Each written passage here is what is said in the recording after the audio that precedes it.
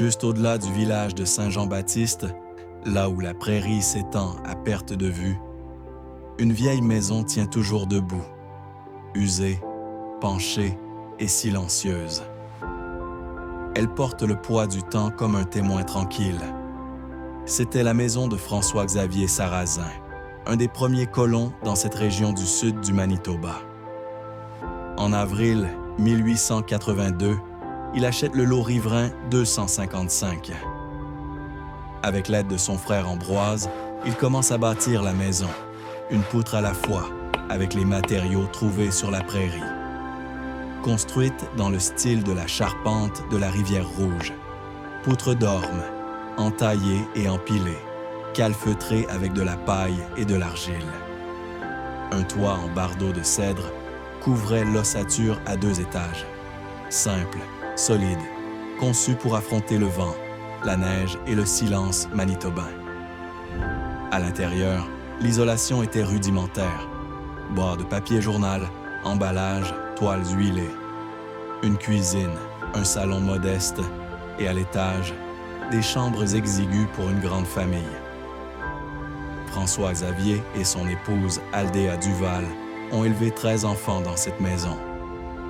Le recensement de 1901 mentionne aussi un ouvrier agricole, partageant l'espace et le labeur du quotidien.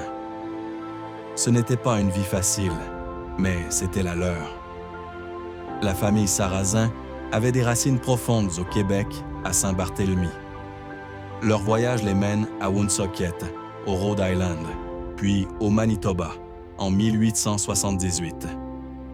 Ils faisaient bien partie des premiers colons à s'établir ici, sculptant leur avenir dans la terre, le travail et l'espoir.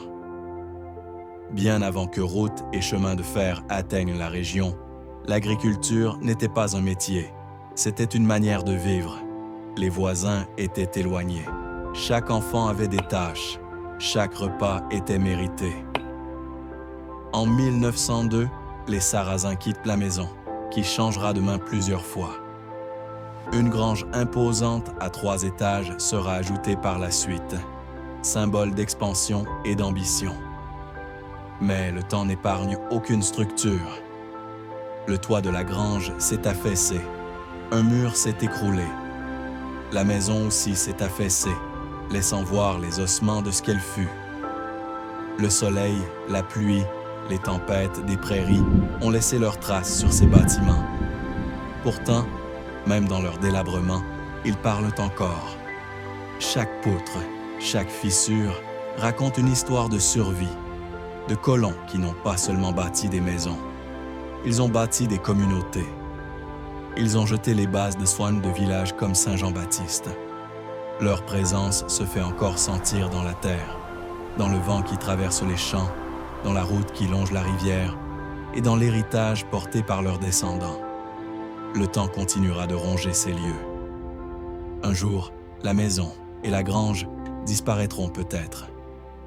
Mais leur histoire, faite de résilience, de migration et de courage discret, survivra. N'oubliez pas de cliquer sur « J'aime », de vous abonner et d'activer la cloche pour d'autres récits et trésors cachés du Manitoba.